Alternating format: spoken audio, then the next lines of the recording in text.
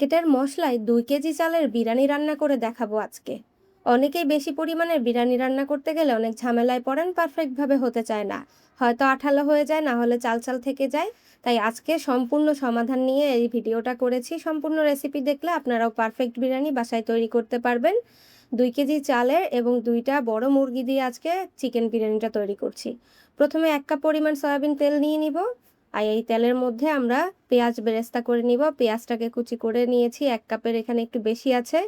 এটাকে ভেজে নিতে হবে একদম লালচে কালার করে। আগে থেকে যদি পেঁয়াজ বেরেস্তা করা থাকে তাহলে এখানে তেলের মধ্যে পেঁয়াজ বেরেস্তাটা দিয়ে দিলেই হবে। যেহেতু আমার আগে করা ছিল না তাই আমি একই কড়াইয়ে ভেজে নিচ্ছি।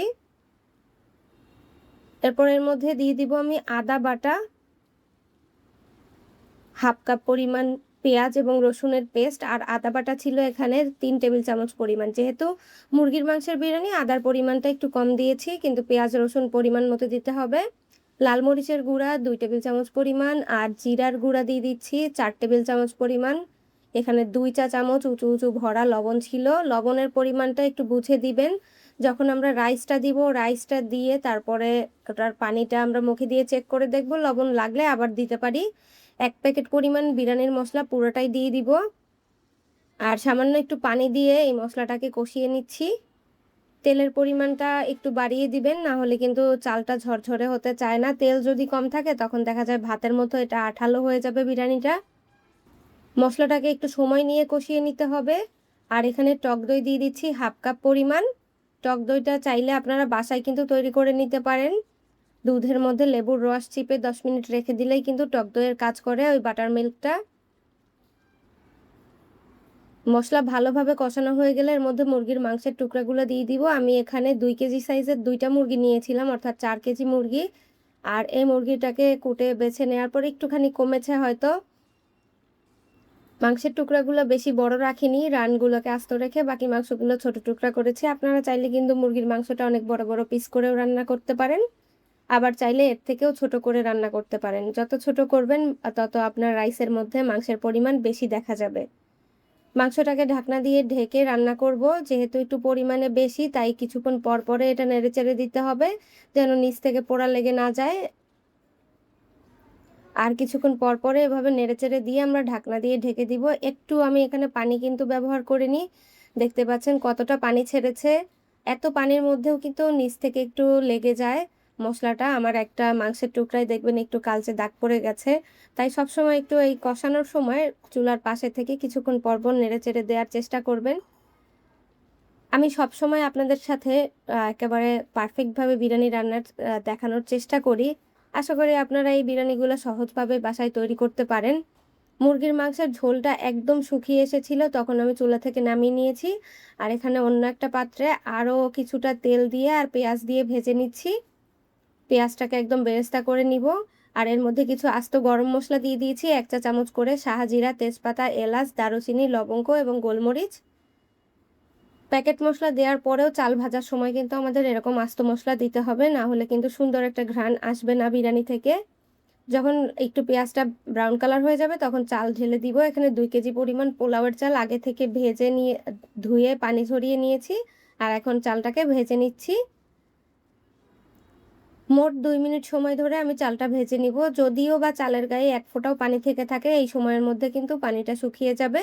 আর এরপরে গরম পানি দিয়ে দিব এখানে।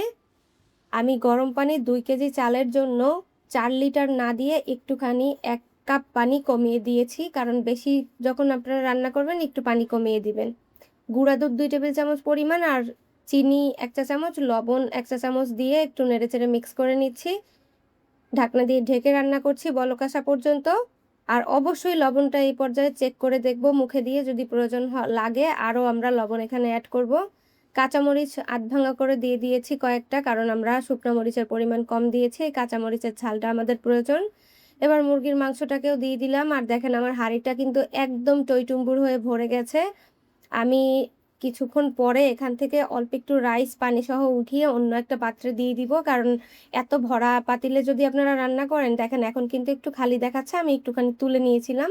অতিরিক্ত ভরা থাকলে তখন আপনার রাইসগুলা প্রপারলি সেদ্ধ হবে না, কিছু জায়গায় চাল থাকবে, কিছু জায়গায় সেদ্ধ হয়ে যাবে। তাই একটু খোলামেলা পাতিলায় রান্নাটা করবেন। তো আমি যেহেতু সবসময় আপনাদের বিরিয়ানি রান্না করে শেয়ার করি, তাই আমার কাছে অত অসুবিধা হয়নি। আমি পরিমাণ বুঝে অল্প একটু কেটে অন্য পাত্রে দিয়ে রান্নাটা করছি। উপর থেকে সামান্য ঘি ছড়িয়ে দিয়ে চালটাকে উল্টে-পাল্টে দিয়ে ঢাকনা দিয়ে ঢেকে দমে রেখে দিব ১০ মিনিটের জন্য। আর ১০ মিনিট পরে আমাদের একদম পারফেক্ট বিরিয়ানি রেডি হয়ে গেছে। আপনারা একটু সবসময় চেষ্টা করবেন খোলামেলা পাত্রে অর্থাৎ বড় পাত্রে বেশি করে রান্না করার জন্য। আর দেখতে পাচ্ছেন রাইসটা কিন্তু মাশাআল্লাহ অনেক ভালো ঝরঝরে হয়েছে, কোথাও দিয়ে চাল, চাল নেই। আর চিকেনটাও অনেক নরম হয়েছিল, যেহেতু ব্রয়লার মুরগি রান্না করতে বেশি সময় লাগেনি। আশা করি আজকের এই বিরিয়ানির রেসিপিটা আপনাদের নিশ্চয়ই ভালো লেগেছে। ভিডিওটি ভালো লেগে থাকলে অবশ্যই লাইক, কমেন্ট, শেয়ার করে আমার সঙ্গেই থাকবেন।